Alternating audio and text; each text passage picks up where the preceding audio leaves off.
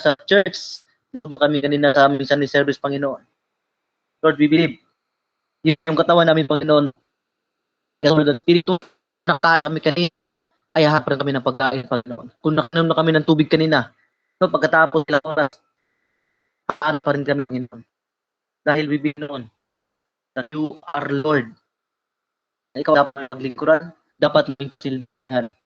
Lord, maraming salamat sa atihan mo, dakilaan mo. Hindi mo kami pinabayaan.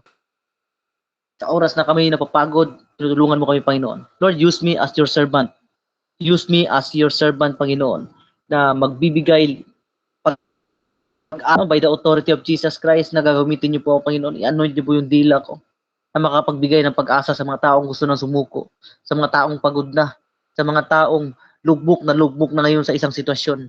Lord, naniniwala ako, Panginoon, na mangungusap ka sa bawat puso ng bawat isa.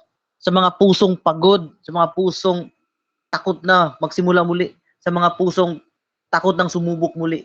Lord, naniniwala ako, Panginoon, allow this message na ang mapapakinggan nila ay hindi yung tinig ko, kundi yung salita mo, Panginoon. Ang pinaka-importante, di bali nang hindi nila papakinggan yung salita ko, basta papakinggan nila, Panginoon, yung revelation mo, Panginoon. Lord, maraming salamat, and I declare this word now na magbigay sa kanila ng impact, maging impactful sa buhay nila. Lord, maraming salamat, Panginoon, sa pangalan. Amen, amen. Sige, palakpakan natin muna si Jesus, no? Palakpakan natin ang Ginoo for the glory of Jesus. Thank you, Jesus. Thank you, Jesus. Thank you so much sa pag-join ka ron, no? Thank you so much. Ito Tagalog ko, ha?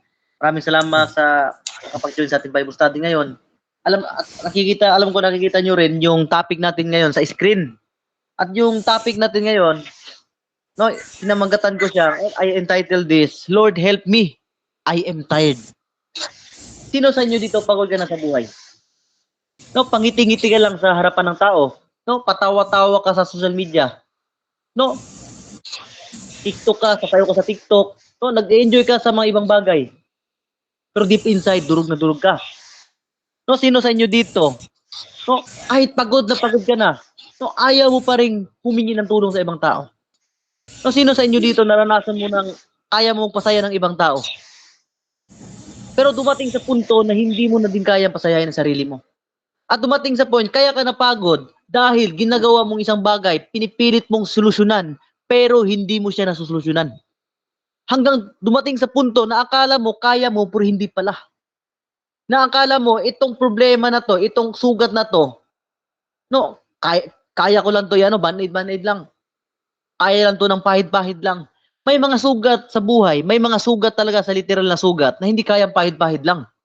May mga sakit sa buhay na hindi kayang ano lang, hindi pwedeng lagyan ng band-aid. Kasi minsan, yung mga bagay na gustong ipa-opera ng Panginoon, no, dinadaan natin sa band-aid. Yung mga sitwasyon sa buhay natin na kailangan nating i-surrender talaga sa Panginoon, no, dinadaan natin sa ibang bagay. No, kaya nga darating yung punto kahit no, pinilit mo, yung wala ka namang taong nakita na gusto niyang maging malungkot. Kaya nga mga tao, no, pag may mga peryahan, kaya kung saan may kaligayahan, pupunta doon. Isa lang ang ibig sabihin nun dahil hindi siya masaya. Kaya ka gumagala, kaya ka pumupunta sa mga peryahan, kaya ka pumupunta sa mga beer house, kaya ka pumupunta sa sa mga videokehan, kaya ka sumasama sa mga kaibigan mo para lang sumaya ka, pagod ka. Kasi nga stress ka, kasi nga malungkot ka. Hindi ka naman pupunta sa peryahan kung hindi ka na boring, kung hindi ka malungkot. No, ang reason kaya gusto mong sumaya dahil pagod ka. Hallelujah. Pero ang pinakamaganda lang, no, pinamagatan ko siyang, Lord help me. Hindi ko siya pinamagatan, I am tired. No, useless yung pagod mo. Kahit sabihin mong pagod na ako, pero kung hindi ka hingi ng tulong sa Panginoon, walang katapusan yung pagod na yan. No, iba yung pagod ka sa physical. No, may mga time na pagod ka hindi ka pagod sa physical, atleta ka, or nagja-jogging ka lagi, no? Healthy yung pangatawan mo, pero durog ka sa emotional. Maring healthy ka physical, pero emotional damage ka. No, napakahirap. No, mas madalas nagkakasakit yung tao sa loob. Hallelujah. Thank you, Jesus. No, kung yung pagod ka na yung may mga bagay ka na gusto mong solusyonan. Kaya nga siya nagkaroon ng prolonged sadness dahil ito yung sitwasyon na pinipilit mong solusyonan pero wala kang nakikitang improvement. Wala kang nakikitang action. No, yung ano ba, yung nagtatrabaho ka araw-araw. Pero gusto mo naman talaga magtagumpay. Gusto mo maging successful, gusto mo yumaman. Pero no, kahit gawin mo na yung pinaka the best mo, gawin mo na yung pinaka maganda mo, pinaka ipos mo lang aga para lang ma-promote sa trabaho. Pero wala nangyayari. Kaya na kailangan tao napapagod dahil binuhos niya lahat sa sarili niyang kakayanan. No, doon niya nilagay yung sarili niya sa isang bagay para lang masolusyonan. Walang napapagod ang isang tao dahil no, niya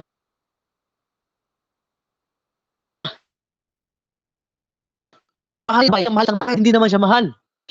No, pinilit mong nilalapit yung sarili mo so kaya ka napapagod ginibigay mo yung best mo. Hallelujah, nawala. No, kaya ka napapagod dahil binigay mo. Hallelujah.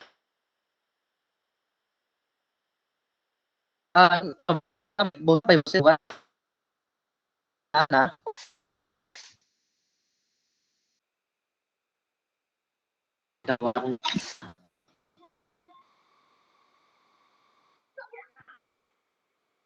no,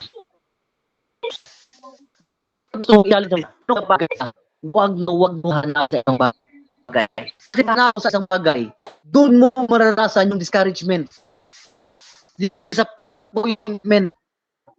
No, pero kung na ka kahit yun ang gagamitin para makabangon ka ulit.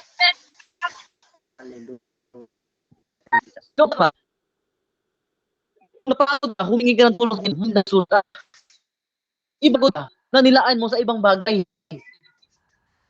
Kaysa nagod, pero sinuko pa ang Panginoon. Ang challenge Paulo is pag nagbigay mo sa Panginoon. Yung mga siron, ibigay mo yung sakit mo sa Panginoon. Eh, itong sa ubos ng pero, isurrender sa'yo. So, ang Panginoon, surrender ko. Ang hindi ko nga ng maraming mo. Isang pera kailangan ko yung binatap yung namin natin surrender. Mo yun eh. Surrender na. No, aming mga. No, anong gagawin? Anong gagawin? May mga nabubuti. Ang gagawin mo sa buhay, field. Noon lagay sa basurahan. Ang pagkain basura, tatanggapin na Panginoon. Kaya niyang sa akin sunugin. No, kaya niyang, no, mga pangit dito. Surrender Panginoon. Yung mga sabote, mga ng sitwasyon mo, yung mga different pagod, nasakit ng loob, i-surrender mo yan sa Panginoon para ano, no, i-surrender sa Panginoon niya, ang ligpit niya. May kaya siyang nawiyan dahil yan ang pakagandang sitwasyon. Kasi yung pagbuti, pag hindi maapak yan, may maday. So, pwedeng madamutin, may kaarat mo, may matrap sila sa sitwasyon. Marami ka ng pangarap, marami ka pangkat, pero dahil sa kabuk, ang daming pangarap, ang daming susurapan, dahil napuwing ka sa maliit na likabok, no, nawala lahat.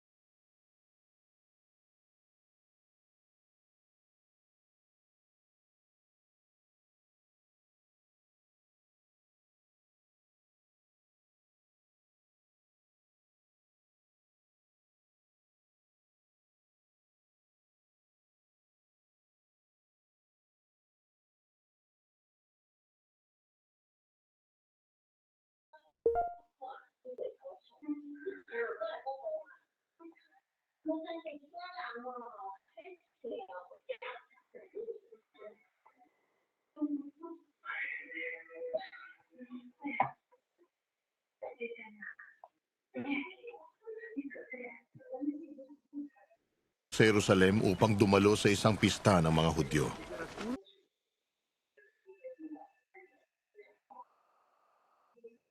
Sa lungsod na ito na malapit sa pintuan ng mga tupa ay may malaking deposito ng tubig na may 5 portiko. Kung tawagin ito sa wikang Hebreo ay Betsata. Nasa paligid nito Wala nag-play ang video, Pastor. Pastor Del? Pastor Del? Okay, man. Kung wala man sa kuha. mga pilay, Kita pastoral, ibalik.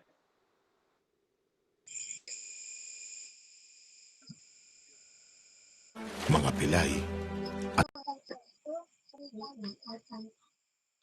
Di close man ang video lagi.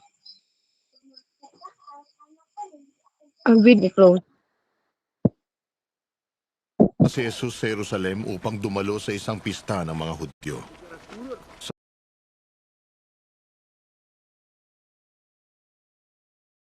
Nawala na si Pastor Del. Sa lungsod na ito na malapit sa pintuan ng mga tupa ay may malaking deposito ng tubig na may 5 portiko.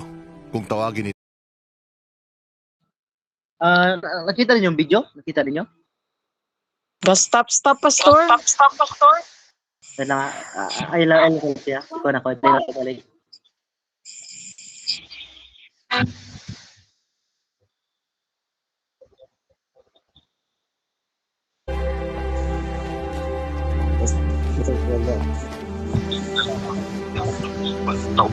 may isang lalaki doon na 38 taon nang may sakit.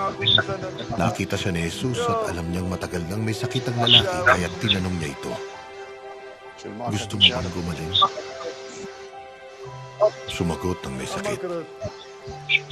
Ginoo, wala pong maglusong sa akin kapag gumalaw na ang tubig.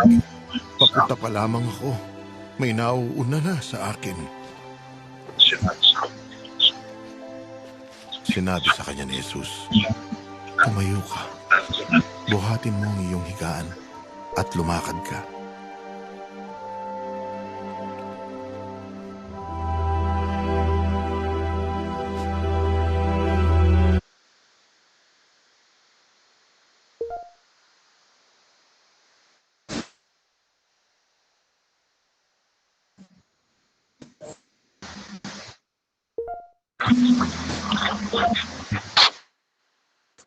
Hallelujah, thank you, Jesus.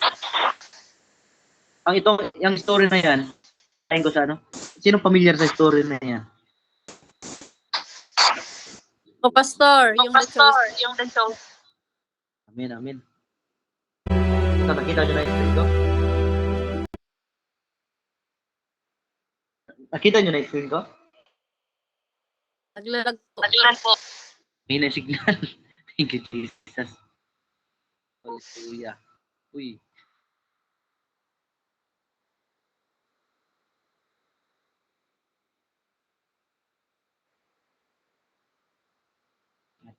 Yan.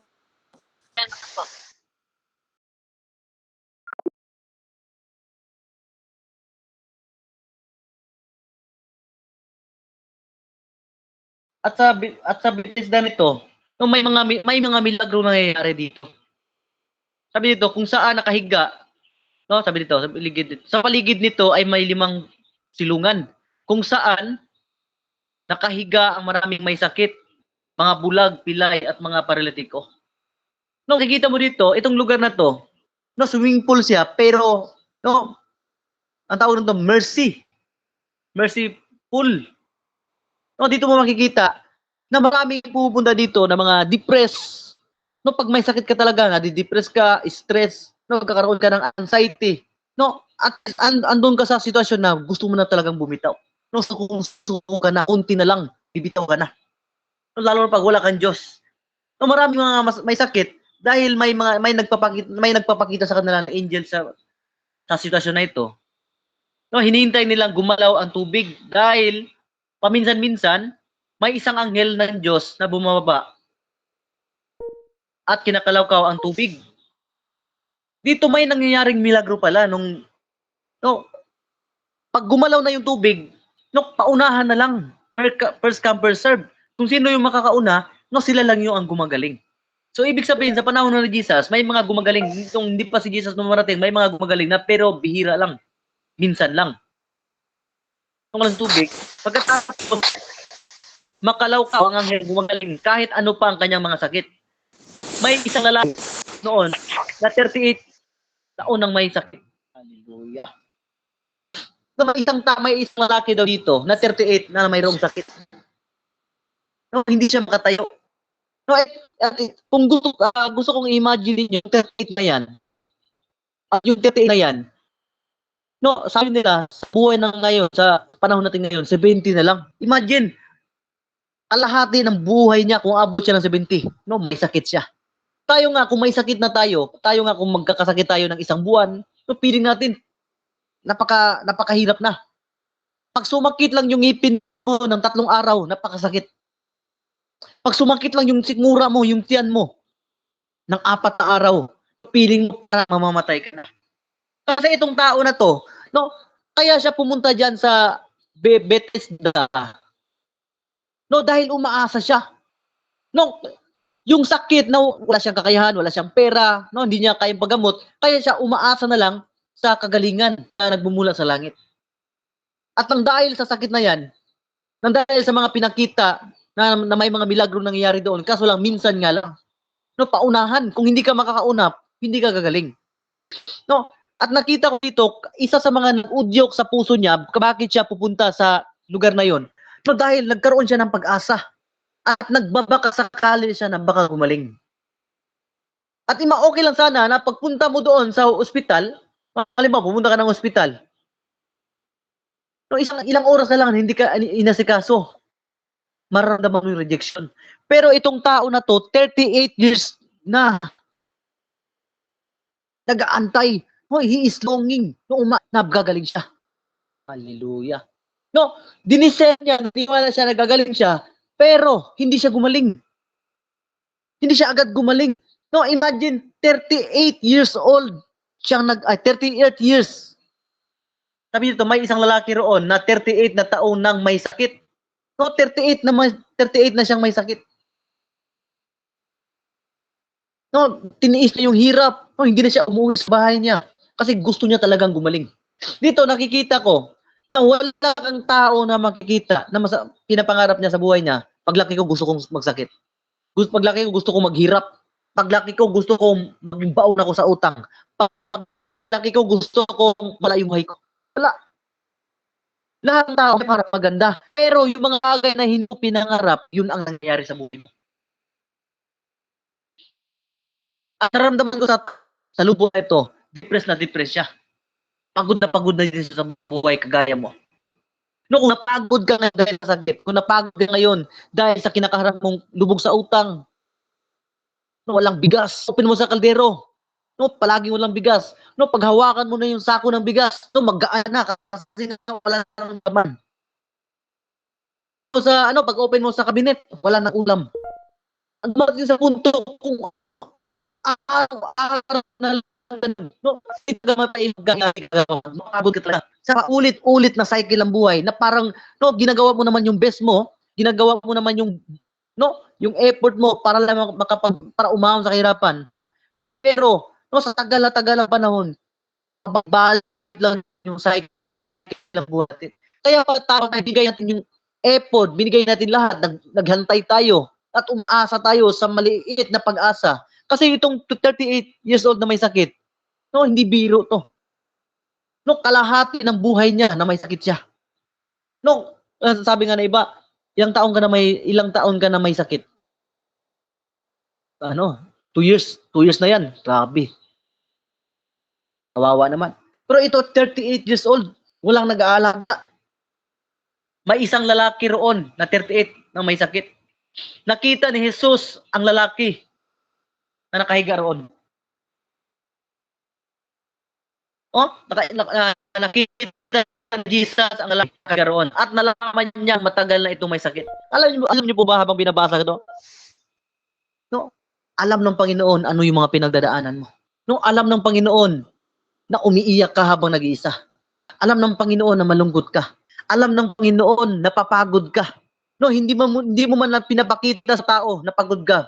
Pero alam ng Diyos sa loob ng puso mo, gusto mo nang bumitaw. No, para kang tali, nakakunti na lang, mapuputol na. No, kunting-kunti na lang, bibitaw ka na talaga. At dumating sa punto ng buhay mo, sabi mo na, Lord, pagod na ako. Lord, hindi na kaya ng pagpupul na kailangan kita. Kailangan ng bagong tali. Kung nakita ni Jesus at nalaman ni Jesus yung sitwasyon niya. Kung ano yung sitwasyon na kinakaharap mo ngayon. Alam ko, pagod, sa totoo lang, pagod na pagod ka na. At dahil sa pagod na yan, no, dahan-dahan kang nalulubog. Dahan-dahan ka nawawala ng pag-asa. Pero itong 38 years old na to, kahit 38 na siya nagkakasakit, hindi pa rin siya gumagaling. No, dahil umaasa siyang papagalingin siya. Kaya nga napunta siya sa Bethesda dahil may narinig siya doon, nagkaroon siya ng knowledge, pagpupunta siya doon, pag nakaapag siya sa tubig, no, pag nakauna siya, ay gagaling talaga siya. Hallelujah. Tinanong siya ni Jesus, gusto mo bang gumaling? At nung nakita siya ni Jesus, at alam ni Jesus ano yung pinagdadaanan niya, sabi ni Jesus, gusto mo bang gumaling? Gusto mo bang makaalis sa sitwasyon na yan? Gusto mo bang maging maayos yung buhay mo? Gusto mo bang makawala sa mga pagdurusa? Gusto mo bang makaalis sa sitwasyon? Gusto mo bang ng panibagong buhay? Bakit sinabi ni Jesus, gusto mo bang gumaling? Pero kung tutuusin naman, parang ganito ba? Gusto mo bang kumain? Siyempre pagkain na yan. Siyempre kagalingan na. Alam ni Jesus, yun yung desire niya. Si Jesus, kahit alam ni Jesus yung sagot, magtatanong talaga siya. Sabi ni Jesus, gusto mo bang gumaling? Pero hindi ibig sabihin, tinanong ni Jesus yung lumpo dahil hindi niya alam. No, minsan tinatanong ka ni Jesus kung gusto mo talaga bang gumaling. It's all about decision making. Kasi pag gusto kang gumaling, no, may ipapagawa ang Panginoon. Ang ibig sabihin ng Panginoon dito, gusto mo ba talagang sumunod? Hallelujah. Sumagot, anong sabi niya? Sumagot ang may sakit. Gusto ko po, sabi niya, gusto ko po sana, pero walang tumutulong sa aking lumusog sa tubig. Kapag kinalawkaw na ito ng anghel, sabi dito, dahil sa tuwing pupunta pa lang ako, no, nauunahan ako ng iba. Hallelujah. Sabi niya, gusto ko po sana. Gusto kong makaalis sa sitwasyon, pero walang tumutulong sa akin. Dito ko nakikita, napakahalaga ng isang tao na may mentor siya. Kahit gusto ng utak mo, pero ayaw ng puso mo. Gusto ng utak mo makaalis sa sitwasyon, gusto mo makawala sa mga bagay na nagpapahirap sa iyo, pero ayaw ng katawan mo. Kasi nga walang kakayahan. Sabi niya, gusto ko po sana, pero walang tumutulong sa akin. Dito, pinarelay sa atin ng Panginoon na kailangan mo ng taong gagabay sa iyo. Hindi mo kayang ma-experience yung milagro ng Panginoon na wala kang guide. Walang tao na uudo sa iyo. Kasi hindi na siya makatayo. Kasi sa tuwing kinakalawkaw na yung tubig, no, ng anghel, no, doon ibig sabihin, opportunity na sana yun para gumaling siya. Sabi niya, hanggang i-witness na lang ako sa mga taong gumagaling. Sa loob ng 38, nandun na siya. Sa panahong may, no, kinakalawkaw na ng angel yung tubig. No, yung mga tao nagsitatalunan. At yung mga tao gumagaling. No, sabi niya, grabe, buti pa sila. Buti pa sila habang ako hanggang witness na lang ako. Gusto ko na maling. Kaso, sa panahong ando na yung tubig, ando na yung pinagdaw na, nagtatalunan na yung mga tao, walang sinong tulong sa akin. So dito, sabihin, dahil pagod na sa sitwasyon mo, gusto mo bang magbago kung walang nagme-mentor sa iyo? Gusto mo makaalis sa sitwasyon, kaso lang walang tumutulong No, gusto mo magpatuloy sa paglilingkod, gusto mo magpatuloy sa Panginoon. Kaso lang, walang taong sino magpapalo up sa'yo. At marami dito sa mga leaders, yung mga bago pala, kailangan nila ng mentor. So, sabi ng Panginoon, yung kakayahan ng tao, kaya ko rin gawin yan. Hallelujah. Sabi niya dito, sa verse 9, sinabi ni Jesus sa kanya, tumayo ka, buhatin mo ang higaan mo. Sabi ng Panginoon, sinabi ni Jesus, sinabi ba ni Jesus, tawagin mo yung kaibigan mo, magpalagay ka doon. Ano sabi ni Jesus, hindi ang tubig ang magpapagaling sa'yo. Ako ang magpapagaling sa'yo. May saba. Thank you. Sinabi ni Jesus sa kanya, tumayo ka at buhatin mo ang higaan mo at lumakad. Hallelujah. Sabi ng Panginoon, kung gusto mong gamalin, tumayo ka. Buhatin mo ang higaan mo at lumakad. Sabi ko, Lord, akala ko ba, forget the former things, don't dwell on the past? Lord, ano ang ibig sabihin? Bakit? Pag nung sinabi mong tumayo na yung tao, tumayo na yung lumpo, no, may milagro na. Bakit sinabi pa ng Panginoon, buhatin mo ang higaan mo at lumakad ka? Sabi ng Panginoon, yung mga bagay na nagpapahirap sa'yo, iiwan namin yan. Ito yung tinuro ng Panginoon ngayon. Ito yung message ng Panginoon. Sabi ng Panginoon, yung higaan mo, dalhin mo yan, dahil yan ang magpapatunay, yan ang magsisilbing testimony mo, na galing ka sa ganitong sitwasyon, galing ka sa conversion, no, gawin mo yung testimony, yung mga pinagdadaanan mo ngayon. Yung higaan, yung carpet na yan, yung higaan, diyan ka nagiging comfort zone mo noon. Yan ang naging comfort zone mo. Diyan na lang yung cycle ng buhay mo. Dadalhin mo yan sa panahong tatayo ka. At kaya mo siya dadalhin dahil yan ang gagamitin mong magsilbing testimony. Na God, dahil akong nagkakasakit pero pinagaling ako ng Diyos. Yan ang magpapatunay na magaling ka na. Hallelujah. Tumayo ka at buhatin mo ang higaan mo at umakad. Hindi sinabi ng Panginoon, tumayo ka at iwan mo yung higaan mo. Wala nang silbi yan. Kaya na-realize ko ngayon, yung mga past, yung mga brokenness, yung mga struggle, yung mga sakit na pinagdadaanan mo ngayon. No, ipapadala ng Panginoon yan sa'yo. Pero magaling ka na, pero ipapadala pa rin yan ng Panginoon sa'yo bilang pruweba na pinagaling ka ng Diyos. Yung testimony mo, yung kwento mo sa buhay, yan ang gagamitin mo. Yung mga pangit na kwento mo sa buhay, yan ang gagamitin mo para patunayan mo sa isang tao na pinagaling ka ng Diyos. Yung mga pangit mo na kwento, nakulong ako, dati akong addict, dati ako naninigarilyo, dati ako nagiinom, yan ang gagamitin mo. So, para sabihin, dati akong ganyan, pero ngayon binago na ako ng Diyos. Kaya ang pinaka-importante pala, yung testimony natin, palagaan natin yan, ingatan natin yan. Kasi yung kagalingan, yung healing, yan ang gagamitin natin. No, para magpa-inspire ng tao at para magkaroon din sila ng pag-asa. No, ako nga gumaling, ikaw ba kaya? Buhay ko nga na bago, buhay mo kaya? Ano ang pruweba? Itong hinigaan ko. Dito ako noon nakahiga, hindi ako makatayo for 38 years ako nagkakasakit. Pero ngayon, look at me. Tingnan nyo ngayon. Yung dati kong hinigaan, ang dati kong person, ngayong dalang-dalo ko na. At papatunayan ko sa inyo, pinagaling ako ng Diyos. Thank you, Jesus. Binago ako ng Diyos. At ito yung pruweba, itong higaan ko ang pruweba na pinagaling ako ng Diyos. Hallelujah. Thank you, Jesus. Agad namang gumaling good news. Agad namang gumaling ang lalaki. Ang magandang lalaki, no, pagkatapos sinabi ni Jesus, andun yung obedience. Binuhat niya ang higaan niya at lumakad. Lumakad siya. Hallelujah. Thank you, Jesus. Kaya sabi ko dito,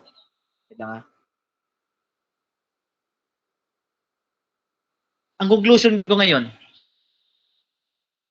do you want to get well? Gusto mo ba talaga maging maayos yung buhay mo? Gusto mo ba talaga makaalis sa sitwasyon? Pero ang tinatanong ng Diyos yan, gusto mo bang gumaling? Hindi yan. Ang tinatanong ng Diyos yan, ang ibig sabihin yan, Willing ka ba talaga sumunod pagkatapos mong gumaling? Willing ka ba talaga sumunod pagkatapos ka ipalabas ng Panginoon sa isang sitwasyon? No, willing ka pa rin ba sumunod pagkatapos kang i-bless ng Panginoon? No, kung lubog ka sa utang, itatanggal ka ng Panginoon. Kung wala kang bigas, bibigyan ka ng bigas. Sabi ng Panginoon, bibigyan ka ng bigas. Ang tanong ngayon, susunod ka pa rin ba sa akin pag ipoprovide ko yan?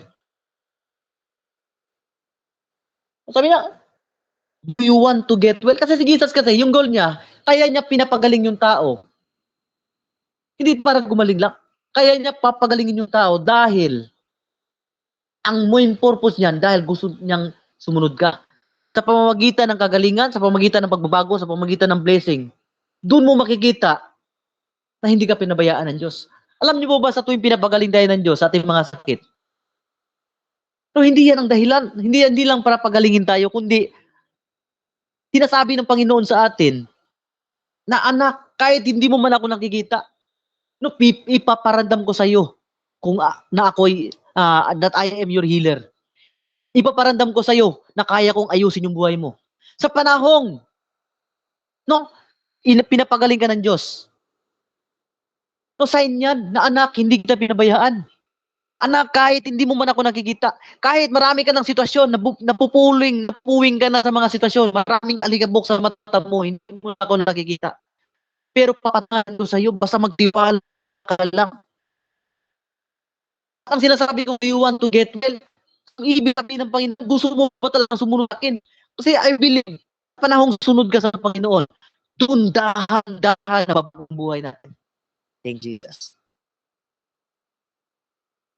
Dito, hindi natagal, hindi natagal, nakita ni Jesus sa templo ang taong pinagaling niya. At sinabihan ko, magaling ka na. Magaling ka na ngayon. Sabi ni Jesus, okay na sitwasyon mo, binuwi ko na. Ha? Papatunayan ko sa inyo dito, Jesus na, kaya kalapit na dahil gusto niya mag-ayos mo. At bago maging tayo, no, kung hindi na tayo susunod sa hanggang maabuhay mo.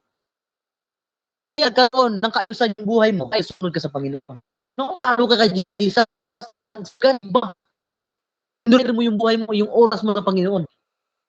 Sabi ni Jesus, hindi nagtagal, nakita ni Jesus sa templo ang pinagaling niya. Sinabihan niya, magaling na ngayon. Okay po, ang sakit, magaling ka na sa sakit ngayon. Huwag kang magkasala pa. So, ibig sabihin, susunod na yun. Huwag kang kasama, baka masahil. Baka mas pa ang mangyari sa'yo. No, mas worse pa ang mangyari sa'yo. Kung pinagaling ka ng Diyos, kung dati ka hindi ka tamuin, hindi ka maging adikto ka na. Mas magiging worse yung buhay mo. Alis ka ng Panginoon. Hallelujah. So, dito ko nakita, do you want to get well? Hindi pala gumaling ka sa sakit. Yung tanong pala ng Diyos dito, gusto mo ba talaga magbago? Gusto mo ba talaga i-deny yung sarili mo? Gusto mo ba talaga akong pagkuran?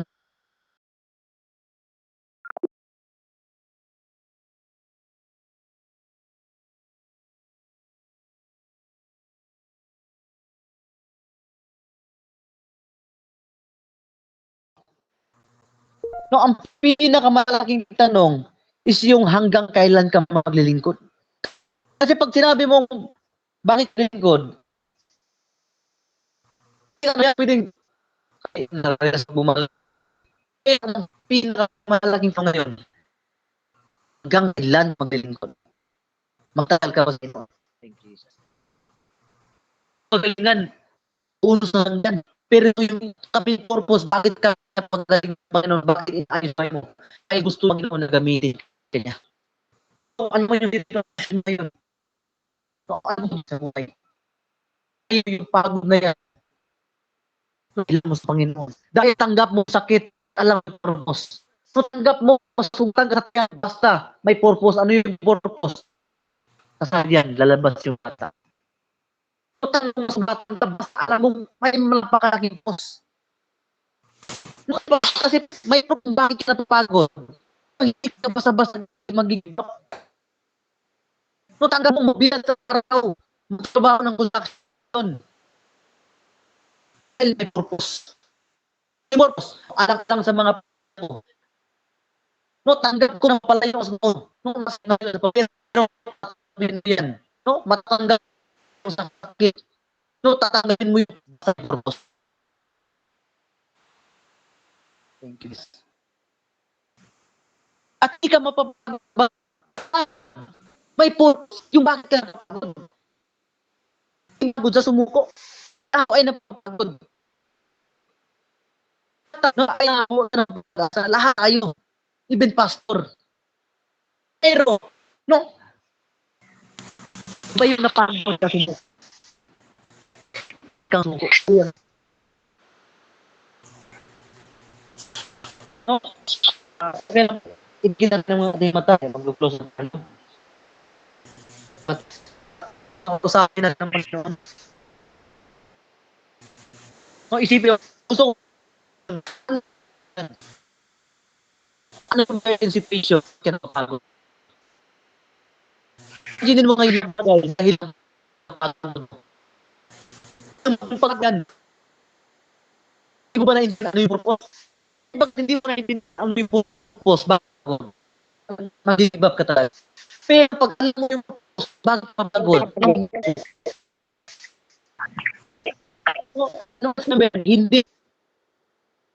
hindi na kaya umiyak sa Panginoon. Ang ay hindi simbolo. Hindi sila pagkatao. Ang iyak ay ulo na kung magiging nanto sa Panginoon. No, ang pag-iyak sa Panginoon ay hindi simbolo ng kaduwagan. Ang pag-iyak ay simbolo na ina-acknowledge mo sa Panginoon na hindi ko na kaya. Lord, kailangan kita, tulungan mo naman ako, Panginoon. Nagmamakaawa ako sa iyo, Panginoon. And always remember, yung Panginoon, hindi siya pulis. Pag nagkasala ka, hahanapin ka, at uhulihin ka, at bububugin ka, hindi. Ang Panginoon, no? Siya yung higit pa sa, kung may nakita kayong mabuting tatay dito sa mundo, mas higit ang Diyos. No, tatay natin siya.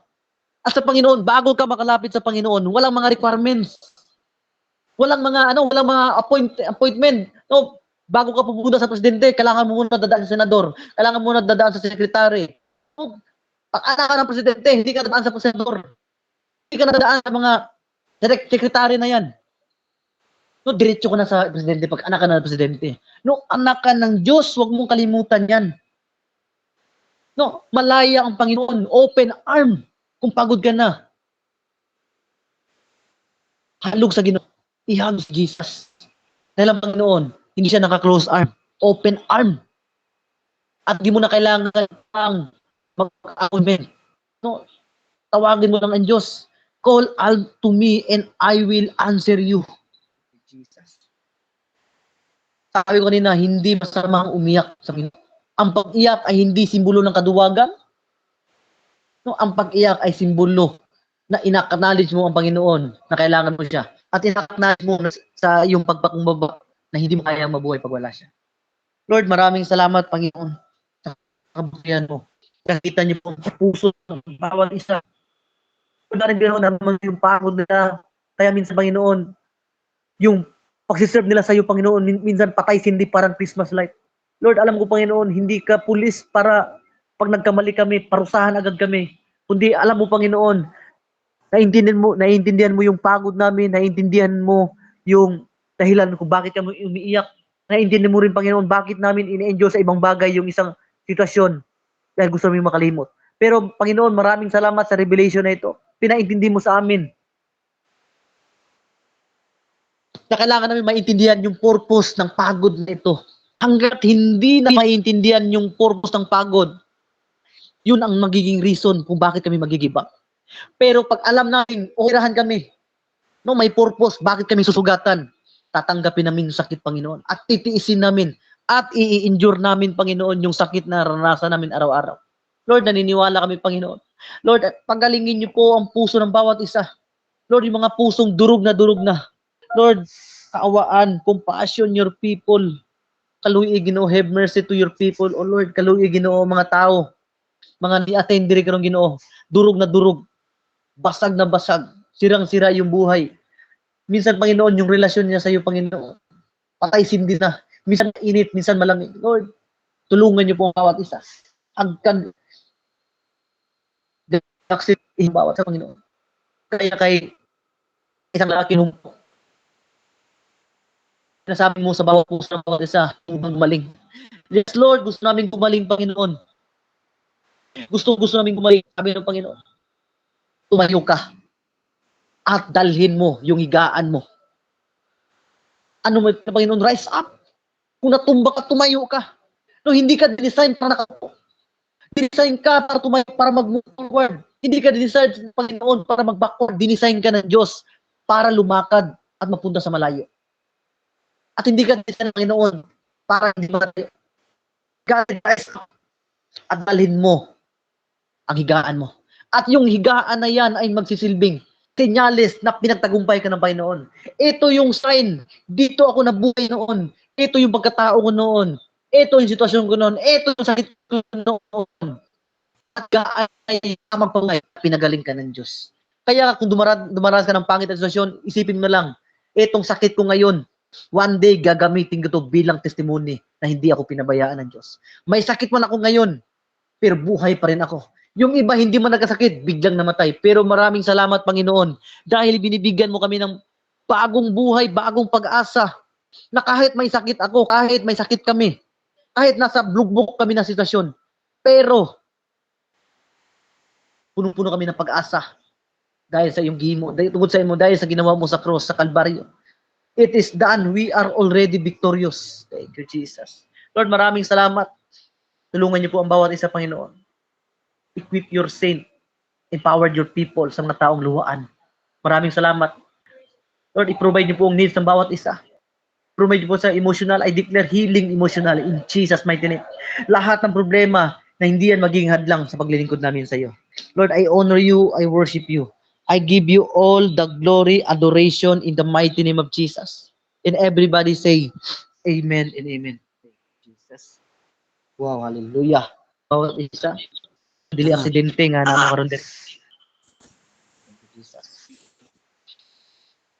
Sige bro, if Father in the name of Jesus.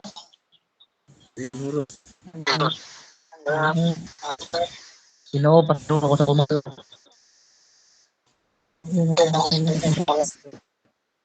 Kaning sa karon Ginoo. Ako ning butang nag-purpose. Dili ko mawala ng tao, Ginoo. Dili ko mawala. Sakit kong giadron. Ano yung basol ko nila? Ano hinungdan. Lord, dili di ka sisihon sa akong mga sitwasyon. Pasalamatan di ka, Ginoo.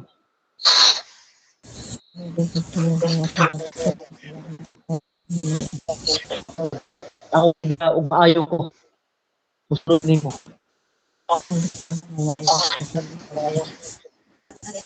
Ayaw ako, Ginoo. Kailangan ng grasya.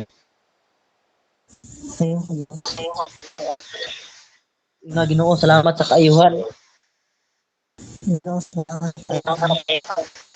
Na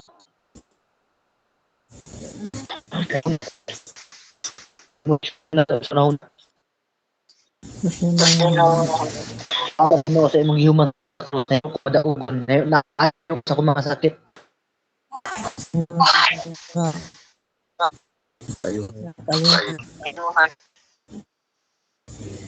Thank you, Jesus. I love you.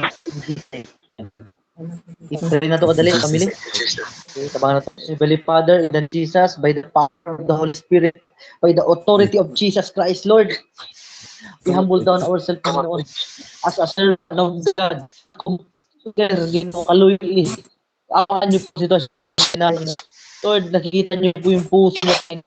Lord, alam mo, Panginoon, dahil sa sakit na yan, katulad siya sa isang Bethesda baba na lumpo na lalaki. Sa 38 na dusa. Panginoon, anong nangyari sa tao na yon? Rise up at lupitin mo in the name of Jesus. Command every now. Espiritu sa sa pangalan ni Jesus. Gawas anong lang. I rebuke sickness. Tunaw ka, malusaw ka. I release the consuming fire of the Holy Ghost. In Jesus' name.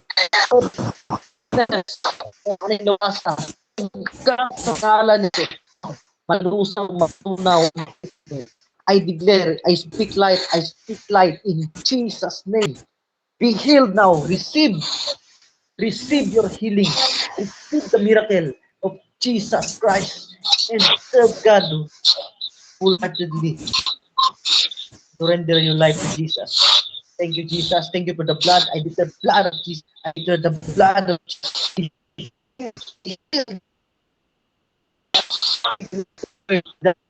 In Jesus' name.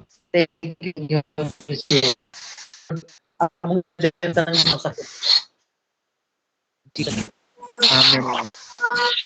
Walang